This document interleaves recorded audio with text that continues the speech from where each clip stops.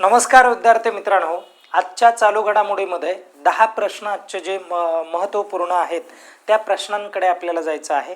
ते प्रश्न आपण विश्लेषणाच्या माध्यमातून व्यवस्थित आणि चांगल्या पद्धतीने कव्हर करण्याचा प्रयत्न करू। आणि विद्यार्थी मित्रांनो, तुम्ही जास्तीत जास्त प्रतिसाद देणं हेही तितकंच महत्त्वाचं आहे। आणि तुम्हाला आपल्या लेक्चरच्या संदर्भामध्ये परत एक्स्ट्रा काही माहिती हवी असेल तर तसं मला तुम्ही कमेंटमध्ये सांगत जा। आपण त्या पद्धतीने जे काय लेक्चर आहे हे लेक्चर टॅकल करण्याचा प्रयत्न करत जाऊ। ओके विद्यार्थी मित्रांनो, आजचा जो काय पहिला प्रश्न आहे तो प्रश्न आपण व्यवस्थित जाणून घेऊ। त्याचं स्पष्टीकरण मी तुम्हाला देणार आहे आणि त्यासाठी मी असिस्टंट प्रोफेसर रमेश घोरपडे। आजचा पहिला प्रश्न काय म्हणतोय बघा, 2022च्या बर्मिंगहॅम गेम्समधून वगळण्यात आलेले कोणते दोन प्रमुख खेळ 2030च्या किंवा 2030मध्ये भारतात होणाऱ्या राष्ट्रकुल खेळांमध्ये पुनरागमन करणार आहेत। आता व्यवस्थित कव्हर करून सांगतो, तुम्हाला व्यवस्थित समजावून देतो।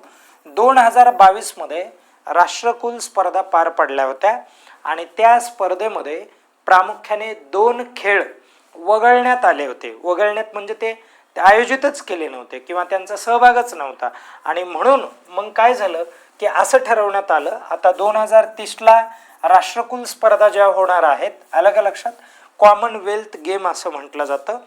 तर हा जो गेम आहे या गेममध्ये दोन जे काय खेळ आहेत ते ॲड केले जाणार आहेत।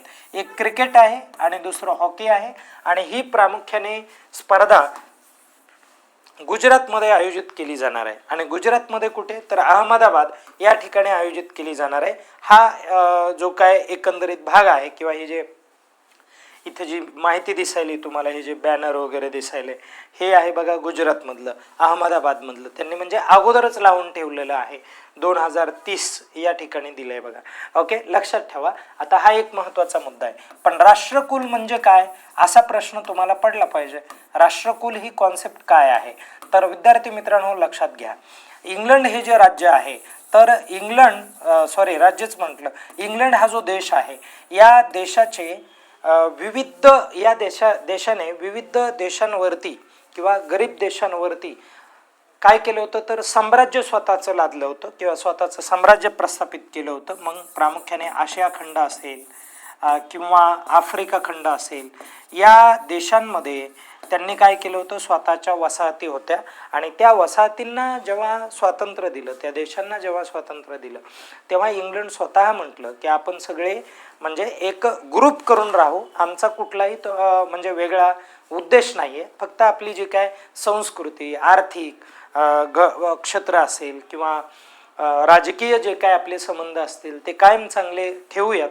आणि त्यासाठी आम्ही तुम्हाला हे सदस्यत्व देतो आणि ते राष्ट्रकुल म्हणून सदस्यत्व देतो, ज्याला आपण कॉमनवेल्थ असं सदस्यत्व देतो, असा प्रकार आहे। ओके, आणि भारताने पण हे कॉमनवेल्थचं सदस्यत्व स्वीकारलं 1949ला। ओके, लक्षात आलं। पण जेव्हा आपण ते स्वीकारलं तेव्हा एक उद्देश डोळ्यासमोर होता की आम्ही राष्ट्रकुल या संघटनेचा भाग होत आहोत, पण आम्ही बाहेर पडण्याचा जो काय अधिकार आहे तो सर्वस्वी भारताकडे असणार आहे, अशा प्रकारचा जो काय उद्देश आहे तो त्या काळी अस्तित्वात आला होता किंवा विचार केला होता। कर्नल सोनम वांगचुक यांचे नुकतेच निधन झाले आणि वयाच्या कितव्या वर्षी निधन झालं, तर 61व्या वर्षी निधन झालं। आणि ते कोणत्या नावाने ओळखले जातात, आता कोणत्या नावाने ओळखले जात, तर ते लडाखचा सिंह या नावाने ओळखले जातात। विद्यार्थी मित्रांनो, ते लडाखचेच आहेत। आणि मुळात जर सांगायचं झालं तर 1998ला जे कारगिलचं युद्ध झालं होतं बघा, त्या युद्धामध्ये महत्त्वाची जी काय भूमिका आहे ती कुणाची होती, तर या ठिकाणी सोनम वांगचुक यांची होती, लक्षात राहू द्या। ओके, जे तुम्ही सोनम वांगचुक समजत आहात ते नाही आहेत, हे वेगळे आहेत, हे पण लक्षात घ्या। आता आपण पुढे जाऊयात। भारतात पहिले एकात्मिक जागतिक वन्यजीव आणि पशुवैद्यकीय विद्यापीठ जे आहे ते कोठे स्थापन केले जात आहे, अशा प्रकारचा प्रश्न विचारला जातोय। तर ते प्रामुख्याने जामनगर जे आहे बघा, वनतारा जे आहे, ठीक आहे, वनतारा हे जे आहे, ही जी संस्था आहे, कुणाची आहे ती संस्था, तर हे इथे महाशय आहेत यांची ती संस्था आहे। ओके. आणि मग त्या संस्थेच्या माध्यमातून प्रामुख्याने इथे काय केलं जात आहे तर एका विद्यापीठाची स्थापना केली जात आहे. अनंत अंबानीच्या वाढदिवसानिमित्त हा जो निर्णय हा निर्णय घेण्यात आला. ओके. वनतारा तर वन्यजीव संवर्धन व पशुवैद्यकीय अभ्यासासाठी एक अग्रगण्य विद्यापीठाची या ठिकाणी काय केली जाणार आहे, उभारणी केली जाणार आहे. अशा प्रकारचा जो काय उद्देश आहे हा उद्देश इथे समोर ठेवला. आपण जाऊयात पुढे. लक्ष द्या बघा, 1853 मध्ये भारतातील पहिली प्रवासी रेल्वे कोणत्या 2 स्थानकावरून धावली तर बघा, प्रवासी रेल्वे म्हटलंय बरं का, ते पण क्लिअर करा. बोरीबंदर ते ठाणे या दरम्यान ती धावली. अलग लक्षात, 34 किलोमीटरचं जवळपास अंतर होतं. आणि साधारणतः आपण जर विचार केला तर लक्षात ठेवा, तर इथे क्लिअर करा. आपण जर हे पाहिलं, हे बघा इथे दिले ही माहिती या ठिकाणी आहे. 16 एप्रिल 1853 रोजी बोरीबंदर, कोणतं बंदर, बोरीबंदर ते ठाणे या दरम्यान ही धावली. आणि 400 प्रवासी जे आहेत हे प्रवासी घेऊन ही रेल्वे धावलेली होती. आणि त्याचबरोबर त्या रेल्वेला म्हणजे जेव्हा ती सुरू झाली, कधी सुरू झाली तर 16 एप्रिलला चालू झाली. बघा किती एप्रिलला चालू झाली, 16 एप्रिल या तारखेला सुरू झाली 1853ला. मग आजपर्यंत हिला जवळपास 173 वर्ष होत आहेत. किती वर्ष पूर्ण होत आहेत, 173 वर्ष पूर्ण होत आहेत. ओके. आणि त्याचबरोबर लक्षात राहू द्या, आता इथे परीक्षेत काय विचारलं जातं, यांच्या डब्यांची नावे विचारली जातात. आणि प्रामुख्याने 3 इंजिन होते बरं का. आता डब्बे 14 होते पण इंजिन 3 होते. आणि प्रामुख्याने इंजिन विचारले जातात, डब्याची नावं नाही, सॉरी. आणि इंजिन 3 आहेत. तर कोणतं इंजिन आहे, साहिब नावाचं एक इंजिन आहे बघा, साहिब, लक्षात ठेवा. आणि दुसरं इंजिनचं नाव काय आहे तर सिंध नाव आहे, सिंध. आणि तिसऱ्या इंजिनचं नाव आहे सुलतान नाव आहे. ओके. अशा प्रकारचे नावं आहेत, म्हणून हे देखील लक्षात राहू द्या. या जरा परीक्षेच्या दृष्टीने महत्त्वाच्या गोष्टी आहेत. पुढे जाऊयात. बघा, विस्डेन क्रिकेटर्स अवॉर्ड 2026चा महिलांमध्ये जगातील सर्वोत्कृष्ट महिला क्रिकेटर म्हणून नेमकं कुणाला दिलाय तो अवॉर्ड, अशा प्रकारचा. तर या इमेजवरून लक्षात येत असेल, दीप्ती शर्मा हिला दिलेला आहे. आणि लक्षात घ्या, सुरुवातीचा हाच जो काय अवॉर्ड आहे हा अवॉर्ड भारतामध्ये प्रथम म्हणजे कुणाला दिला अगोदर तर प्रथम पहिला हा जो अवॉर्ड आहे भारतात तो कुणाला मिळाला, मिताली राज हिला मिळाला, मिताली राज हिला मिळाला. लक्षात ठेवा बघा. ओके. मिताली राजला मिळाला. आणि दुसऱ्यांदा कुणाला मिळाला तर दुसऱ्यांदा स्मृती, बघा स्मृती मंदाना हिला मिळाला. आणि तिसऱ्या वेळेस कुणाला मिळाला तर दीप्ती शर्मा यांना मिळाला, दीप्ती शर्मा यांना मिळाला. म्हणून हे पण लक्षात राहू द्या. कळालं आता सर्वांना. चला पुढे जाऊयात आपण. बघा त्यानंतरचा भाग काय आहे, 16 एप्रिल 2026 आहे बरं का रोजी लोकसभेत संविधान 131वी दुरुस्ती किंवा सुधारणा विधेयक हे कोणी सादर केलं, अशा प्रकारचा तुम्हाला प्रश्न विचारला जाऊ शकतो.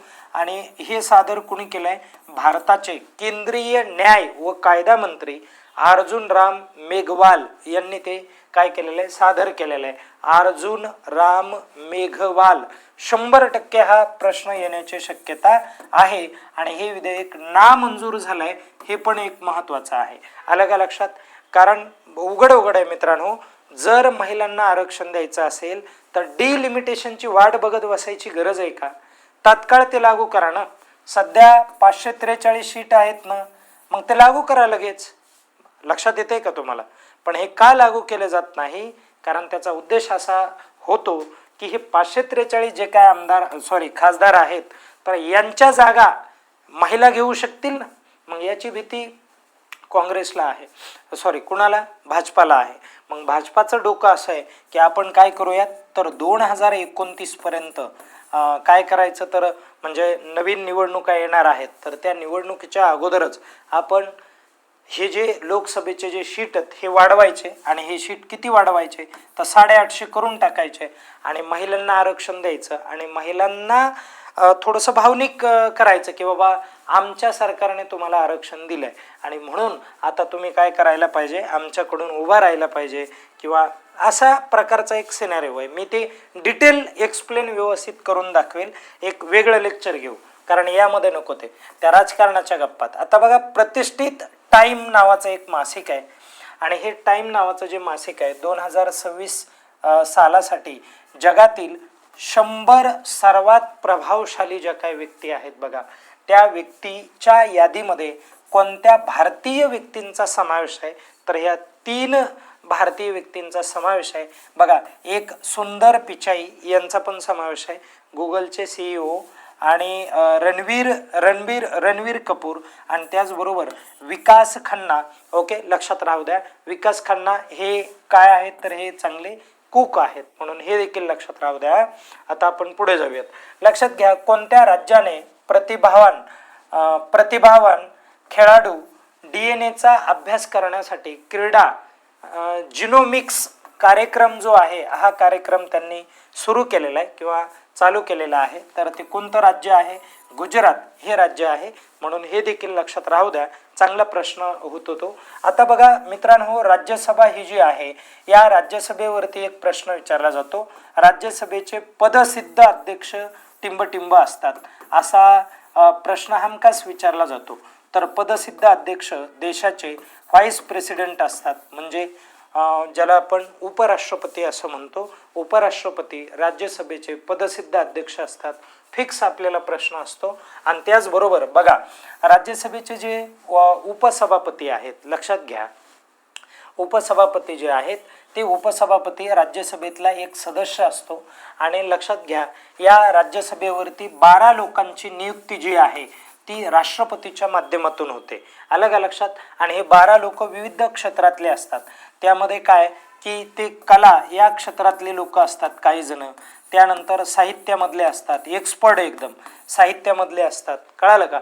त्यानंतर पुढे सायन्समधले, ज्याला तुम्ही विज्ञान म्हणता बघा, विज्ञान या क्षेत्रातले असतात, वाणिज्य या क्षेत्रातले असतात, वाणिज्य, आणि समाजसेवा या क्षेत्रातले असतात. आलं का लक्षात. मग त्याचपैकी ही पण व्यक्ती काय आहे, नामनिर्देशित आहे, नॉमिनेटिव्ह पर्सन आहे, मेंबर आहे, आणि ज्यांचं नाव काय आहे, तर ज्यांचं नाव हरिवंश नारायण सिंह असं नाव आहे, आणि त्यांची परत एकदा काय रिअपॉइंटमेंट करण्यात आलेली उपसभापती म्हणूनच, काय म्हणून, उपसभापती म्हणून, आणि राज्यसभेचे सदस्य म्हणून देखील. हे लक्षात ठेवा, ही पहिलीच अशी व्यक्ती आहे जी व्यक्ती नामनिर्देशित आहे, परंतु ती काय की उपसभापती म्हणून तिची काय करण्यात आलेली, निवड करण्यात आलेली, म्हणून हे देखील लक्षात राहू द्या. एक शेवटचा प्रश्न, हार्वर्ड दक्षिण आशियाई संघटनेने पर्सन ऑफ द इयर हा जो पुरस्कार आहे, हा पुरस्कार खालीलपैकी कुणाला दिला, तर सायनी गुप्ता हिला दिलेला आहे. म्हणून हे थोडंसं वाचून घ्या, कारण हे याच्यावरती मी बोललेलो आहे. या ठिकाणी आपण थांबूयात, थोडंसं रिपिटेशन आहे ते. ओके, धन्यवाद.